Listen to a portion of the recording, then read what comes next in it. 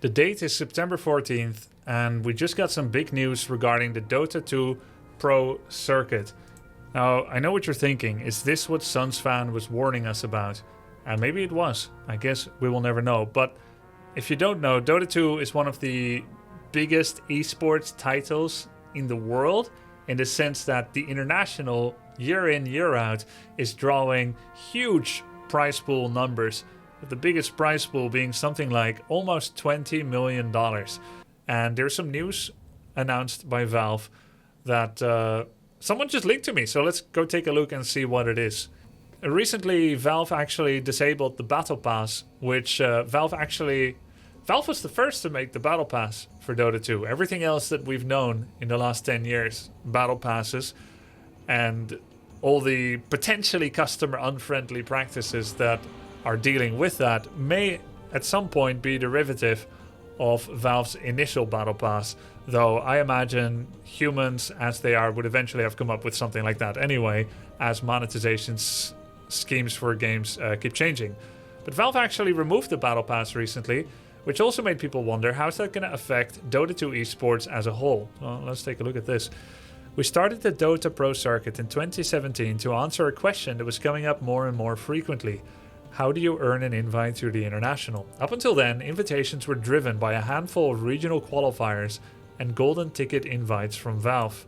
Distribution of these invitations created an exciting moment every year for fans, but it was hard for pro players and their fans to know the exact path to the international. Understanding that every invitation system has trade-offs, we set out to create a system with more clarity and transparency. So, in a time where skepticism against developers is rife, you read a paragraph like this from one developer, it's not going to feel the same as from another. While Valve is by no means perfect, I do think they have been a pretty good custodian of Dota 2 the game up until this time.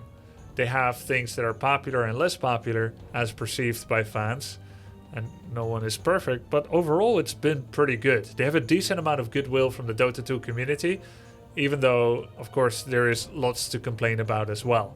But let's face it, they're no Blizzard. Then again, they may not be Larian either, so they're somewhere between Blizzard and Larian. Let's keep reading, because if Blizzard wrote this, I'm like, well, that's bad news. Like, they're gonna kill the system. They're gonna kill esports. Like, I'd be pretty sure if Blizzard wrote this, they were gonna kill esports. And of course, Larian doesn't have esports yet for Baldur's Gate.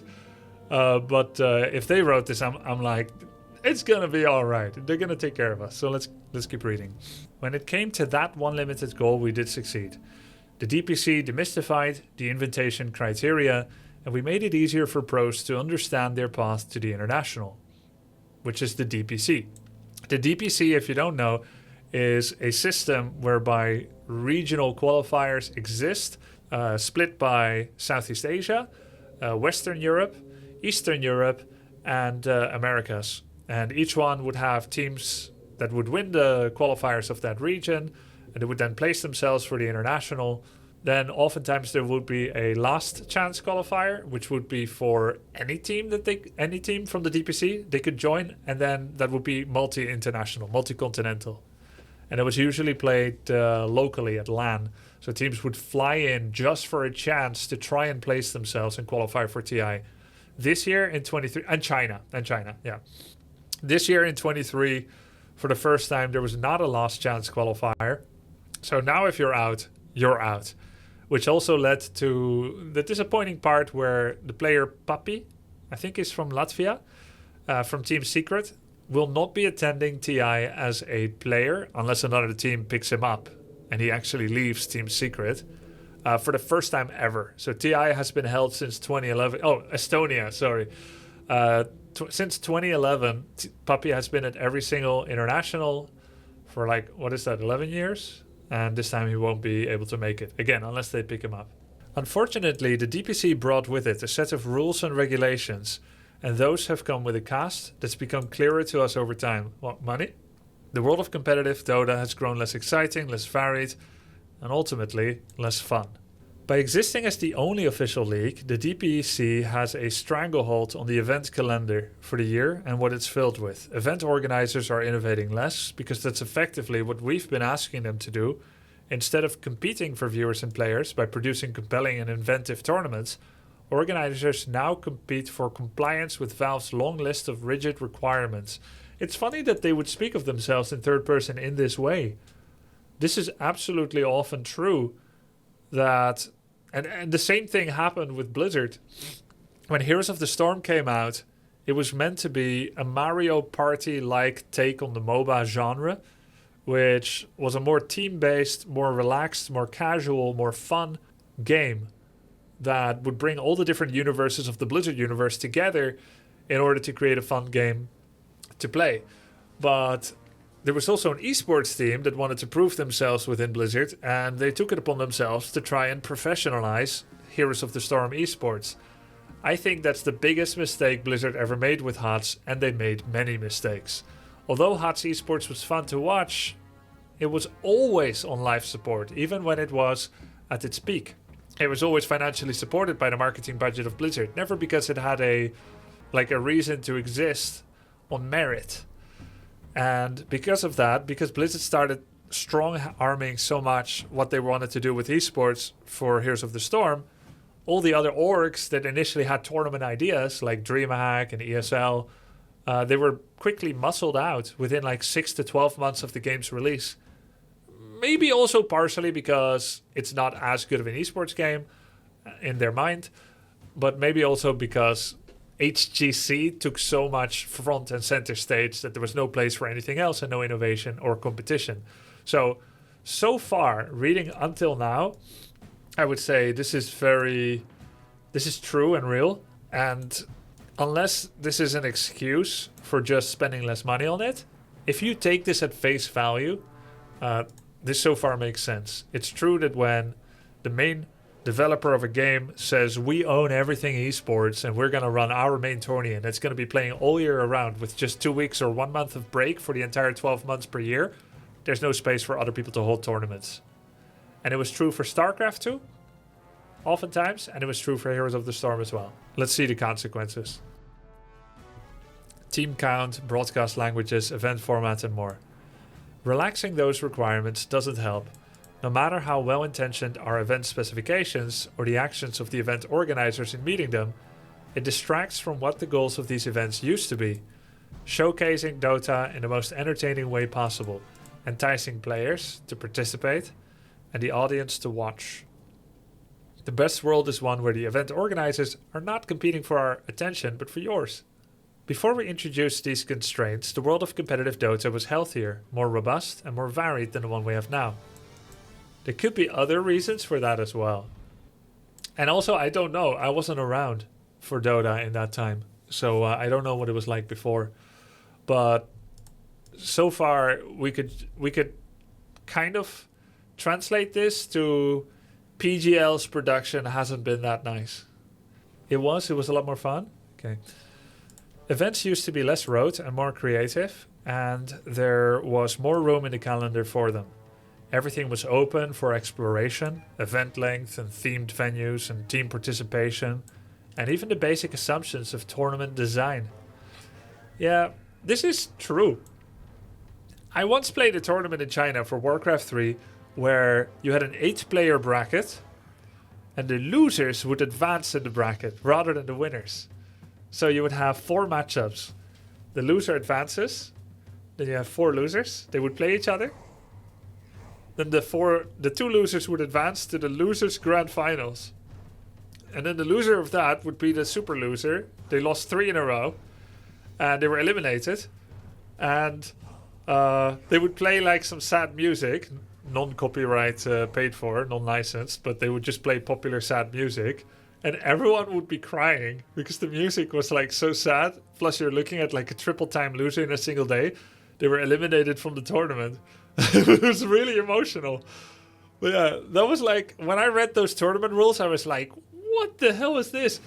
Actually organized by a group called PGL before the PGL that you now know. And they were also kind of scummy and scammy. But that's a different story. But that was a PGL back then. Different organization than the one you know now. But a really fun and interesting creative tournament format. That kind of format, you cannot just run that now, because if you want to give DPC points for the DPC circuit, it has to follow certain rules to make sure that everyone around the world qualified via different circumstances. The same circumstances. There was a beautiful, unregulated insanity to it all. Casual house parties, oyster prize pools coexisted alongside the Dota Asia Championships and one-off invitationals. By the way, there's one other way that you can do it. For Blizzard, for the StarCraft WCS, you could also ask Blizzard for permission to attribute WCS points, which would qualify you for the WCS Grand Finals at the end of the year. And you had to submit your tournament format to Blizzard in order to be seen whether it was a Tier 1, a Tier 2, or a Tier 3 WCS subsidiary tournament. Take's Home Story Cup was submitted as a WCS tournament, and that's what they're talking about here. It was like a home-like, like a casual, it was essentially a casual house party, Home Story Cup. Many of you may know this phrase, this event. It's a very fun event where this guy from Germany called Take, Dennis Galen, does a kind of house party with barbecue and drinks, alcohol, and StarCraft. And before there was Warcraft 3 as well. So 32 players are invited. He also held qualies, but usually people like me that were like prominent in the scene, we always got an invite. And you would still play the qualies, but if you didn't make it, you would get invited. So it was kind of like, it's not open for all. It's got to be fun characters, popular characters to draw views to the event and to hang out. And it was just a great excuse to hang out. But I'm pretty competitive and serious, and I like that a lot more than drinking and barbecuing, even with friends. So while I always liked the setup and I enjoyed the event for what it was, I didn't feel like I could focus. During my game, there would be people drinking, talking loudly, as drunk people do, right? There would be barbecue, and I would smell the succulent smell of barbecued food. And I would be playing, and I would get hungry while playing, and it's distracting. And that part I didn't like so much about it, but still, it's fine. It is what it is. He can do his event how he wants to. But there were a number of rules that would never be allowed at international tournaments that were happening there, which is totally fine. But they were given WCS points, which is Blizzard's. That's how Blizzard did it. And maybe if something is like very unprofessional or let's say very unserious, it shouldn't be given international qualification points compared to like a proper professional, rigid, clean tournament rule event, if you know what I mean. So they're saying you can't do these things because DPC points, Blizzard with Home Story Cup said it's okay. So there's different ways to do it. It would be too simplistic to say that the slow drift of the Dota competitive scene away from this focus of fun and creativity towards the sterile, near monoculture of today is entirely the fault of DPC. Yeah, true. It is true, that's too simplistic. But the DPC has generated significant pressure and incentives that led us here. It sounds like they thought about this really well. They're not bullshitting us so far. The Dota community has decades of grassroots experience, coming up with innovative and entertaining events, and right now DPC is getting in the way. With that in mind, we're ending the DPC 23. 23 will be the final DPC season. Competitive Dota predates the DPC by many years and will continue long after. The International will continue as well. We're already working on the International 24, and next year we'll be talking more about how invitations to that event will work. But for now, we're going to return our focus to this year's event, which unbelievably is only 4 short weeks away. Wow. Huh. It doesn't feel like bullshit, any of what they wrote so far. And it all makes sense. And I feel like I've seen this so often that the main developers organized esports stifles innovation and competition. I feel like all of it is true. And yet I can't help but think that partial reason that is not mentioned, and I don't know if it's true, but it could be, is that they wanted to stop or spend less money on it. I don't know. Probably this is going to save them money, but it could also cost them money in the long run if it makes Dota 2 less popular. So it's really hard to say. And we also have no information yet about how qualifiers are going to work in the future. So the truth is, and I know this isn't a hot take, We simply don't know how this is going to pan out. Is it going to be for good? Or is it going to be for bad? Will this be greatly missed years down the road? Or will it have been the best decision Valve could make? Same thing with the Battle Pass change. I feel like, and this might be naive, that both of these changes have been good. The Battle Pass being broken down in separate events over the year. That Valve is still looking at and communicating with us and looking at Dota 2 and making what I believe are customer-friendly improvements and gamer-friendly improvements.